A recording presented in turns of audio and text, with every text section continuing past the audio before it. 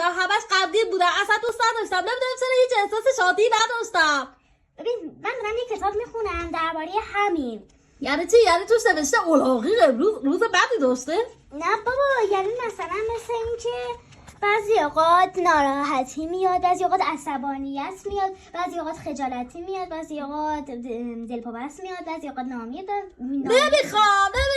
من دوست ندارم این حسا رو. من دوست دارم فقط شادی داشته باشم. خب ببین هر چیزی، هر حسی یه خاصیت داره، هر حسی یه کمک میکنه. چه کمک مثلا آقای ناامید همیشه کمک میکنه که آدم یکم بیشتر تلاش کنه. حسون خان کمک میکنه که آدم یکم بیشتر صبر کنه. واقعا؟ برای رو نمیدونستم. چقدر خوب شد رو به من یاد دادی. ممنونم. اصلا لپتو برد. مرسی اصلا خانوم.